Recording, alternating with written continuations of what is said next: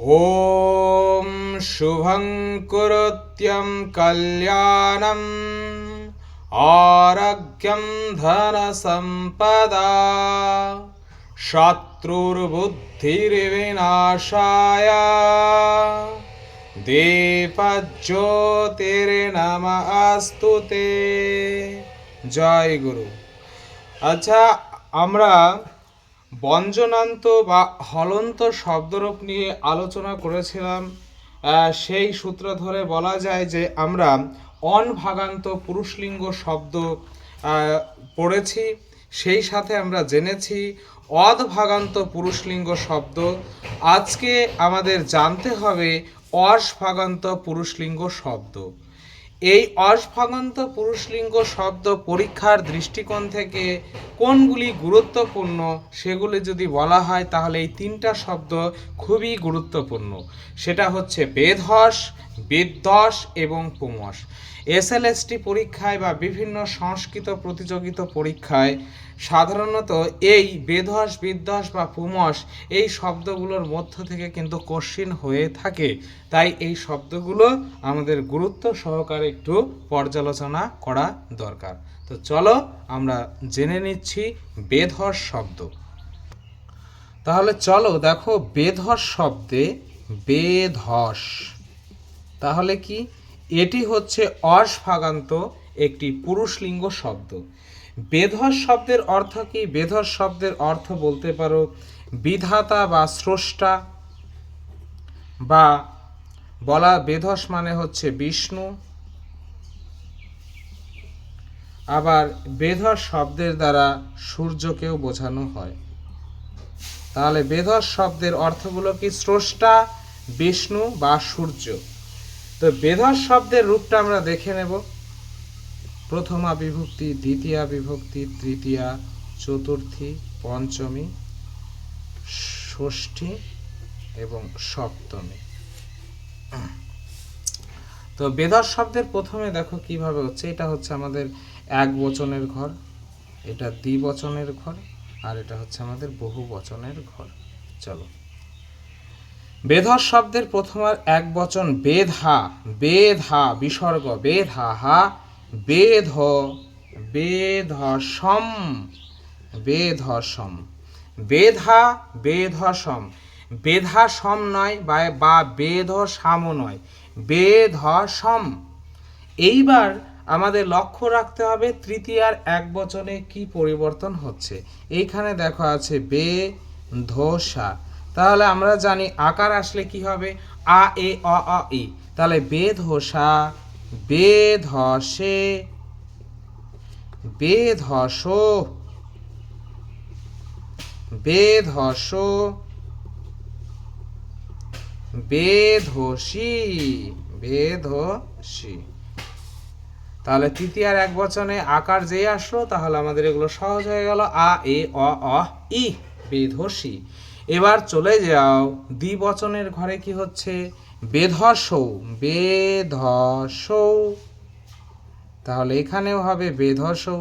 তারপরে ভ্যাম যোগ হবে পরপর তিনবার, তাহলে বেধভ্যাম। এখানে খেয়াল করো, দেখো আছে বেদ হয় ওকার আছে, বেধভ্যাম। পরপর তিনবার হবে বেধভ্যাম, বেধভ্যাম। তারপরে হবে বেধস, বেধস, বেধস। এই হচ্ছে আমাদের দ্বিবচনের রূপ। এবার চলো বহুবচনের রূপে আমরা কি পাচ্ছি সেটা আমরা একটু দেখে নেই।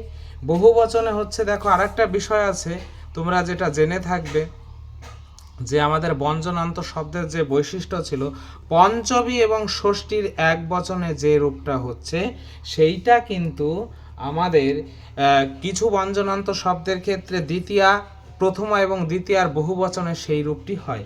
তো এক্ষেত্রেও তাই ঘটেছে। দেখো এখানেও হয়েছে বেধস, বেধস, বেধস। তারপরে কি যোগ হবে? ভি যোগ হবে, বেদ, বে ধো ভি। তারপরে ভস যোগ হবে, বে ধভ্য, বেধভ্য। তারপরে কি বেধসাম, বে ধ সাম, আর শেষে হবে বেধসু, বে ধ সু। তো এই শব্দটার কোথায় কোথায় আমরা ভুল করতে পারি সেই বিষয়গুলি এক নজরে আমরা দেখে নেব। দেখো, বেধস শব্দের প্রথম আর এক বচনে হচ্ছে বেধা, আকার বিসর্গ। তারপরে অম হচ্ছে বেধসম, বেধসম, বেধসাম হচ্ছে না, বা বেধাসাম হচ্ছে না, বা বেধসামও হচ্ছে না, বেধসম। তৃতীয়ার এক বচনে আ আসলো, তাহলে এই পরেরগুলো আর আমাদের মনে রাখতে হবে না। আ, এ, অ, ই, বেধসা, বেধসে, বেধস, বেধস, বেধসী। এবার চলে যাও দ্বিবচনে। দ্বিবচনে বেধসৌ, বেধাসৌ না, বেধসৌ, বেধসৌ। এইবার দেখো, যখনই তোমাদের ভ্যাম যোগ হয়েছে বা যখনই তোমাদের ভি যোগ হয়েছে, সেখানে দেখো ধয় ওকার হয়ে গেছে। এই জিনিসটা খেয়াল রাখবে। বেদব্যাম, বেদব্যাম, বেদব্যাম। আবার এখানে দেখো বেধভি, বেধভ্য, বেধভ্য। যেখানে ভ্যাম বা ভির যোগ হচ্ছে সেখানে ওকার হচ্ছে। আর ষষ্ঠীর আমাদের দ্বিবচনের ষষ্ঠী এবং সপ্তমীতে আছে কি বেধস, বেধস। তাহলে আরেকটা বিষয়, আমরা পঞ্চমী এবং ষষ্ঠীতে যে রূপটা পেলাম সেটা প্রথমা এবং দ্বিতীয়ার বহু বচনে সে একই রূপ রয়েছে। আর এগুলো বেধব্য, বেধব্য। আর দেখো, ষষ্ঠীর বহু বচনে কিন্তু বেশিরভাগ শব্দের ক্ষেত্রে নাম যোগ হয়, কিন্তু ব্যঞ্জনান্ত শব্দের ক্ষেত্রে দেখবা আম যোগটা বেশি হচ্ছে। তো এইখানে হচ্ছে বেধ সাম, বেধা নাম বা বেধ সাম হয়েছে। হ্যাঁ, এটা খেয়াল রাখতে হবে। আর সপ্তমীর বহু বচনে দেখো তোমাদের বেধসু, এখানে একটা বিসর্গ রয়েছে। তো এই বিষয়গুলো আমরা একটু নজরে রাখবো। আচ্ছা, এবার চলো আমরা জেনে নেব বেধস শব্দের অনুরূপ শব্দ কোনগুলো। কোনগুলো বেধস শব্দের মতো অনুরূপ শব্দ, পুরুষলিঙ্গ, পুরুষলিঙ্গ, সেগুলো কোনগুলো? যেমন তোমার আছে চন্দ্রমস, চন্দ্রমস, চন্দ্রমস কথার অর্থ হচ্ছে চাঁদ। তারপরে তোমার ধরো রয়েছে প্রচেতস, প্রচেতস, প্রচেতস, প্রচেতস কথার অর্থ হচ্ছে বরুণ, বরুণদেব। তারপরে হচ্ছে বিহায়স, বিহায়স, বিহায়স কথার অর্থ হচ্ছে আকাশ। এগুলো সব বেধস শব্দের মতো এগুলোর রূপ হবে। তবে আমরা জেনে নেব যে স্ত্রীলিঙ্গে বেধস শব্দের মতো কিছু শব্দ রয়েছে। সেগুলো কি? যেমন অপসরস, অপসরস। তারপরে হচ্ছে সুমনস, সুমনস। এটা স্ত্রীলিঙ্গ শব্দ, তবু এগুলো বেধস শব্দের মতো রূপ হয়। আর সুমনস এই স্ত্রীলিঙ্গ শব্দটা নিত্য বহুবচনান্ত, নিত্য বহুবচনান্ত, মানে একমাত্র বহু বচনেই ব্যবহার হয়। আর সুমনস কথার অর্থ হচ্ছে ফ্লাওয়ার, ফুল।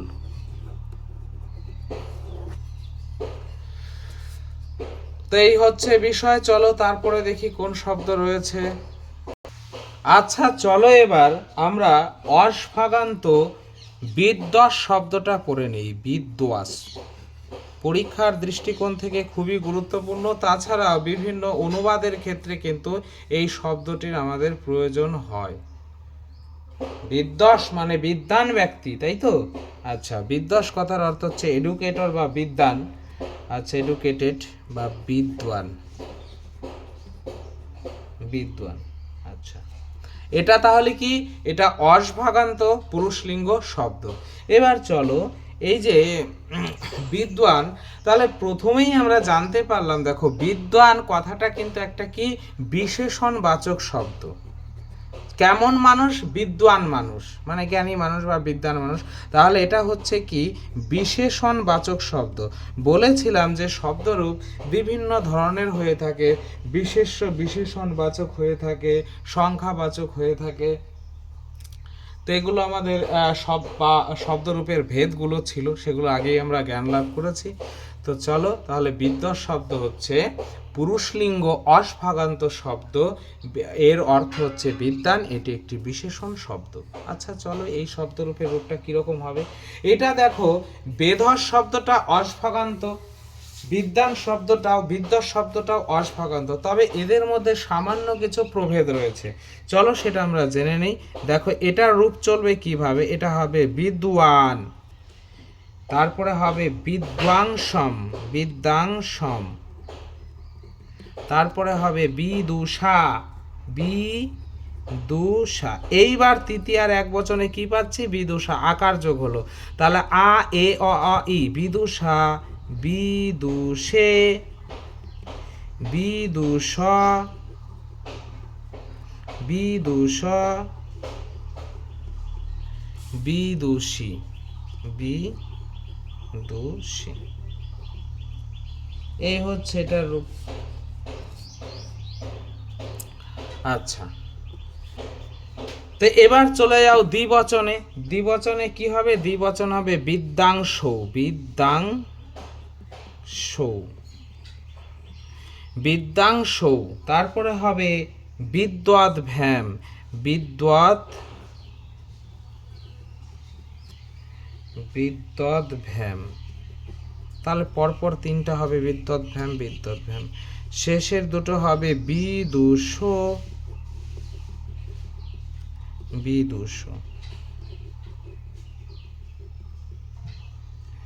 এবার আমাদের এই যে পঞ্চমী আর ষষ্ঠীর এক বচনে যে রূপটা হয় সেটা কিন্তু প্রথমা আর দ্বিতীয়ার বহুবচনে এক রূপ হয় বেশিরভাগ ব্যঞ্জনান্ত শব্দের ক্ষেত্রে, তবে বিদ্বান শব্দের ক্ষেত্রে এই রূপটা হয়েছে এইখানে দ্বিতীয়ার বহুবচনে, বিদুষ, বিদুষ।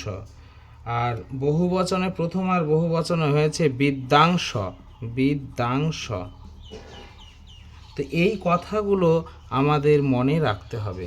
বিদ্যাংশ, বিদুষ, তারপর হচ্ছে বিদ্যাদ্ভি, বিদ্যাদ্ভি, বিদ্যাদ্ভা, বিদ্যাদ্ভা, বিদুষাম,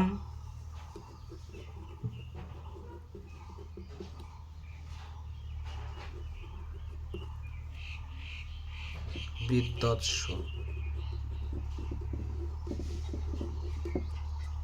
এবার দেখো যেগুলো গুরুত্বপূর্ণ জায়গা মনে রাখতে হবে।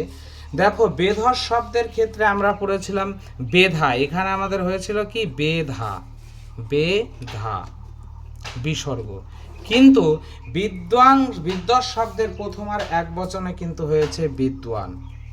এই জায়গাগুলো মনে রাখতে হবে। এখানে ছিল বেধসম, কিন্তু এখানে হচ্ছে বিদ্যাংসম, বিদ্যাংসম, বিদুষা, বিদুষে, বিদুষ, বিদুষ, বিদুষী। এবার বিদ্যাংশ, আর আমরা বেধতে পড়েছিলাম বেধস, বেধতে ছিল বেধস। দেখো কিন্তু বিদ্যানের ক্ষেত্রে দেখো আকারটা বাড়তি আসছে, কিন্তু বিদ্যাংশ, বিদ্যাংশ, বিদ্যৎ ভ্যাম, বিদ্যৎ ভ্যাম, বিদ্যৎ ভ্যাম, বিদুষ, বিদুষ, বিদ্যাংশ, বিদুষ, বিদ্যদ্ভি, বিদ্যদ্ভ্য, বিদ্যদ্ভ, বিদুষাম, বিদ্যৎসু। এইটা ভালোভাবে এগুলো মনে রাখবে, বিদুষাম আর হচ্ছে বিদ্যৎসু। আর এইখানে হয়েছে আমাদের দ্বিতীয়ার বহুবচনে হয়েছে বিদুষ, প্রথম আর বহুবচনে হয়েছে বিদ্যাংশ। তাহলে যদি বলা হয় বিদ্বান, বিদ্বান ব্যক্তি, ব্যক্তিগুলি,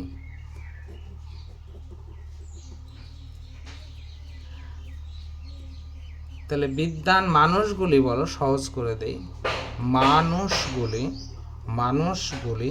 তাহলে সেক্ষেত্রে কি হবে, সেক্ষেত্রে আমাদের জানতে হবে বিদ্বান মানুষগুলি মানে কি বহুবচন রয়েছে, মানুষগুলি কথার অর্থ কি, মানুষগুলি কথার অর্থ হচ্ছে নরা, মানে হচ্ছে মানুষগুলি নর শব্দের বহুবচন।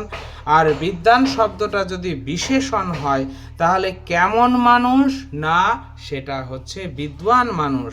তাহলে বিশেষ্য যদি প্রথম আর বহুবচন হয়, বিশেষণও প্রথম আর বহুবচন হবে, অর্থাৎ বিদ্বান শব্দের প্রথম আর বহুবচন হবে বিদ্যাংশ। তাহলে এই রূপটা কি দাঁড়াবে? বিদ্বাংশ। আর তোমাদের যেটা অশুদ্ধ থাকবে পরীক্ষায় বিভিন্নভাবে কোশ্চেন হয়ে তোমাকে এই রকম বলবে, সেখানে দিয়ে দেবে বিদুষহ নরা। তখন বলবে কোথায় অশুদ্ধ আছে, তখন তোমাকে জানতে হবে যে না এইখানে অশুদ্ধটা রয়েছে, কারণ এখানে প্রথম আর বহুবচন, তাহলে এখানেও প্রথম আর বহুবচন হবে, আর সেই রূপটা দাঁড়াবে এই রূপ। তো এইভাবেই জানবে। দেখো সপ্তমীর বহুবচনে বিদ্যৎসু রয়েছে, ষষ্ঠীর বহুবচনে বিদুষাম রয়েছে। এই জায়গাগুলো মনে রাখতে হবে। শব্দরূপ সম্পন্ন করার পর যে অনুবাদগুলো রয়েছে সেই অনুবাদগুলোর দিকে আমরা এগোবো। তো এই ছিল আমাদের বিদ্বান শব্দ। আর একটা বিষয় হচ্ছে এই যে দেখো বেধর শব্দ পড়লাম, বিদ্বান শব্দ পড়লাম, এই শব্দগুলো সম্বোধনের এক বচন কি হবে, এটা খুবই সহজ, এটাকে মনে রাখার সেরকম কোনো ব্যাপার নেই। যে বেধর শব্দের সম্বোধনের এক বচন হচ্ছে, বেধর শব্দের যদি সম্বোধনের এক বচন বলো তাহলে সেটা কি হয়ে যাচ্ছে, সেটা হয়ে যাচ্ছে বেধ বিসর্গ। আর বিদ্বান শব্দের সম্বোধনের এক বচন যদি বলো বিদ্বস, তাহলে সেটা কিন্তু হয়ে যাচ্ছে বিদ্বান। আর আমাদের আর একটা অর্শভাগান্ত পুরুষলিঙ্গ শব্দ ইম্পর্টেন্ট রয়েছে, সেটা হচ্ছে পুমস। এই পুমস শব্দের ক্ষেত্রেও পুমস শব্দটা সেম বিদ্বান শব্দের মতো। তাহলে পুমস শব্দের সম্বোধনের এক বচন হবে কি? পুমন। পুমন মানে হে পুরুষ, বিদ্বান মানে হে বিদ্বান।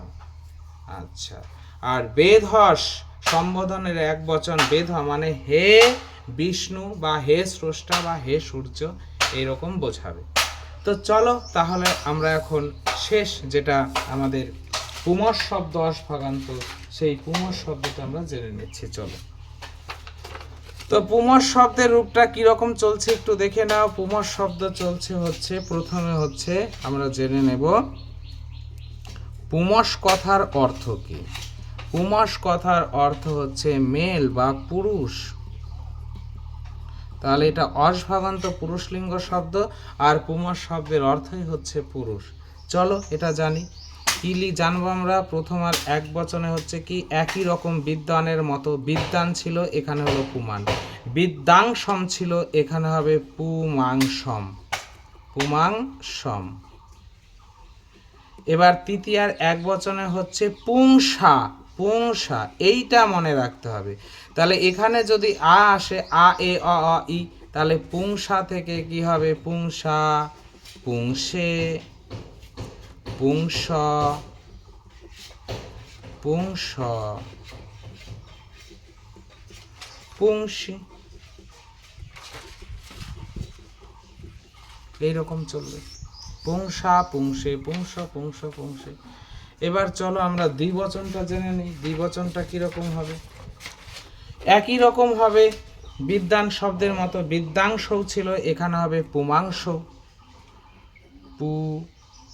পুমাংশ, পরেরটাই তাই হবে পুমাংশ। তৃতীয়ার দ্বিবচনে হবে পুংভ্যাম। পুংভ্যাম। আর একটা হয় সেটা সন্ধির জন্য হচ্ছে, দেখো এই অনেশ্বরের জায়গায় ম হবে, তাহলে কি হবে? পয়হস্য ময় ভয় আকার পুংভ্যাম, এরকম রূপটা হয় বিকল্প রূপ। পুংভ্যাম, পুংভ্যাম তিনবার হবে। আচ্ছা, শেষে হবে ওষ, পুংস, এখানে হবে পুংস। এবার চলো বহুবচনেরটা আমরা জেনে নেই। বহুবচনেরটা কিছু গুরুত্বপূর্ণ দিকও রয়েছে। দেখো বহুবচনে রয়েছে পুমাংস বিসর্গ, তারপরে রয়েছে পুংস। কারণ আমাদের এটা হবে পঞ্চমী আর ষষ্ঠীর এক বচনে যে রূপটা দাঁড়াবে দ্বিতীয় আর বহু বচনে সেই রূপটা হবে পুমাংস পুংস, তারপরে হচ্ছে পুংভি পুংভি। যখনই দেখো এই শব্দটার একটা বৈশিষ্ট্য দেখো, যখনই ভ্যাম বা ভি যোগ হচ্ছে তখন দুটো করে রূপ হচ্ছে। একটা অনেশ্বর হচ্ছে পয়ের পরে, আবার আর একটা জায়গায় বিকল্প রূপে কি হচ্ছে না বিকল্প রূপে অনেশ্বরের স্থানে ম হচ্ছে, অর্থাৎ পয় হস্যু ময় ভয় হস্যি পুম্ভি, এটাও তাই। তারপরে কি হবে পুম্ভ, তাহলে পয় হস্য অনেশ্বর ভয় জোফালা, তাহলে ভ আছে, তাহলে আবার কি হবে অনেশ্বরের স্থানে ম হবে, তাহলে পুম্ভ, এরকম লিখতে পারো বিকল্প রূপ। পুম্ভ পুম্ভ পরেরটাও তাই হবে। তারপরে হবে পুংসাম, ষষ্ঠীর বহু বচনে কি হবে পুংসাম পুংসাম। আর সপ্তমীর বহু বচনে হবে পুংসু পুংসু। এই হচ্ছে বিষয়। আর দেখো ব্যঞ্জনান্ত শব্দের ষষ্ঠীর বহুবচনে কিন্তু আম যোগ হচ্ছে, আম নাম যোগ হচ্ছে না। স্বরান্ত শব্দের ক্ষেত্রে কিন্তু নাম যোগ হতে, এখানে বেশিরভাগ ক্ষেত্রে আমরা দেখতে পাচ্ছি আম যোগ হচ্ছে পুংসাম বেধুসাম। তাহলে এই হচ্ছে আমাদের অস্ভাগন্ত তিনটি শব্দ যা পরীক্ষার দৃষ্টিকোণ থেকে খুবই গুরুত্বপূর্ণ। সেটা কি, সেটা হচ্ছে আমাদের বেধস শব্দ, বিদ্বস শব্দ এবং পোমস শব্দ। আচ্ছা, এবার চলো আমরা চকারান্ত ব্যঞ্জনান্ত শব্দ আমরা জেনে নেব, যে হচ্ছে চকারান্ত ব্যঞ্জনান্ত শব্দ সেটা আমাদের একটাই পড়তে হবে পরীক্ষার দৃষ্টিকোণ থেকে, এই শব্দটা খুবই গুরুত্বপূর্ণ, সেটা হচ্ছে জলমুচ। তাহলে জলমুচটা কি না, জলমুচ হচ্ছে চকারান্ত ব্যঞ্জনান্ত বা হলন্ত শব্দ, এটা একটি পুরুষলিঙ্গ শব্দ। জলমুচ শব্দের অর্থ হচ্ছে মেঘ। তো জলমুচ শব্দের রূপটা কি হচ্ছে দেখো, প্রথমাতে হচ্ছে কি জল মুখ, এর একটা বিকল্প রূপ হচ্ছে সেটা হচ্ছে জল মুখ। এটা একটা সন্ধির নিয়মে হচ্ছে, কারণ দেখো এই জলমুচ শব্দের কি হয়েছে, এটা চ, এটা হচ্ছে বর্গীয় বর্ণ, বর্গের প্রথম বর্ণ, সেই রকমই ক হয়েছে চয়ের পরিবর্তে, এটা হচ্ছে বর্গের প্রথম বর্ণ। যে বর্গের প্রথম বর্ণ বা তৃতীয় বর্ণ হয়, সন্ধির একটা নিয়ম ছিল, তো এখানে দেখো বর্গের সেই ক বর্গেরই তৃতীয় বর্ণ হচ্ছে গ, ক খ গ। তো জলমুচের প্রথম আর এক বচন একটু ভালোভাবে মনে রাখতে হবে, একটা হবে জলমুখ আর একটা হবে জল মুখ। তো চলো জল মুখ, তারপরে হচ্ছে জল মুচম, জল মুচা,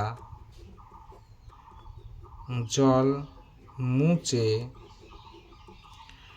জল মুচ,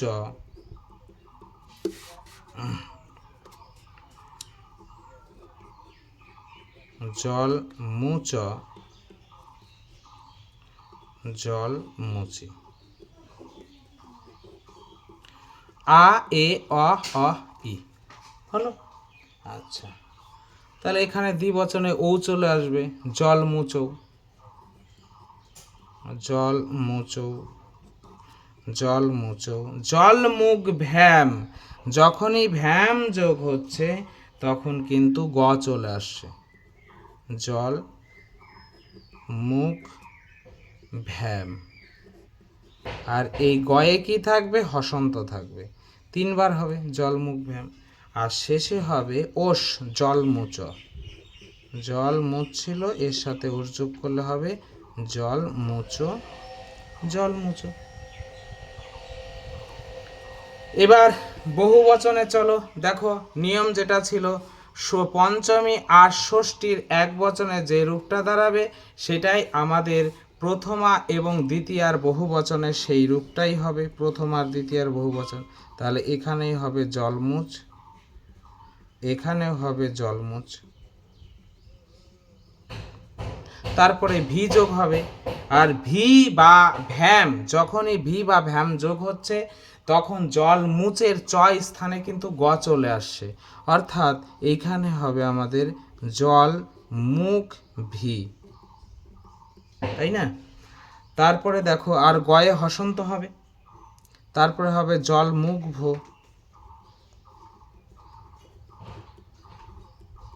তারপরে হবে জল মুখ ভো, তারপরে আম যোগ হবে জল মু চাম, তারপরে হবে জল মুখ সু,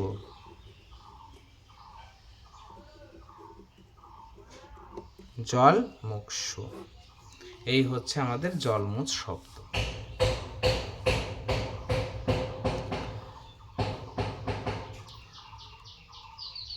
এটা গেল আমাদের হচ্ছে তাহলে চকারান্ত জলমুচ শব্দ।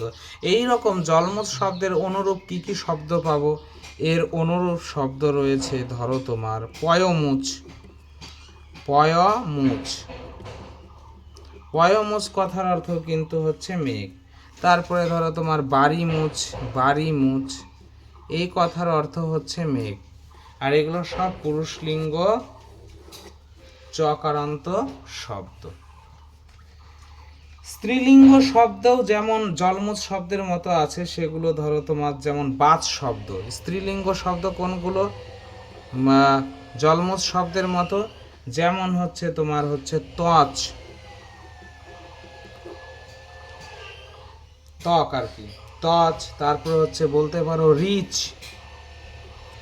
রিচ জিনিসটা কি? ওই আমরা বৈদিক যে মন্ত্র পড়েছিলাম সেই বৈদিক মন্ত্রকে বলা হতো রিচ। আচ্ছা, তারপরে হচ্ছে তোমার যেমন বাচ মানে কথা বলা, এগুলো কিন্তু স্ত্রীলিঙ্গ শব্দ। তারপরে যেমন হচ্ছে রুচ, এই স্ত্রীলিঙ্গ শব্দগুলো কিন্তু আমাদের সব জলমুখ শব্দের মতো। তাহলে তোমরা এই শব্দগুলো দেখে রাখবে। আমি পরবর্তী ক্লাসে তোমাদের সেখান থেকে প্রশ্নপত্র তৈরি হবে এই বিষয়গুলোর ওপর, কি কি পরীক্ষায় প্রশ্ন এখান থেকে এসেছিল, কি ধরনের প্রশ্ন হবে, তো সেই বিষয় নিয়ে আলোচনা করব। আর তোমাদের তাহলে বলা যেতে পারে বঞ্জনান্ত বা হলন্ত অনভাগান্ত পুরুষলিঙ্গ শব্দ, অদভাগান্ত পুরুষলিঙ্গ শব্দ, অসভাগান্ত পুরুষলিঙ্গ শব্দ এবং চকারান্ত ব্যঞ্জনান্ত শব্দ, এগুলো সম্পন্ন হলো। আচ্ছা, তাহলে এখানেই ক্লাস সমাপ্ত ঘোষণা করছি। ওং সর্বে ভবন্তু সুখিনা, সর্বে সন্তু নিরাময়া, সর্বে ভদ্রাণি পশ্যন্তু, মা কশ্চিৎ দুঃখ ভাগ ভবেৎ। জয় গুরু।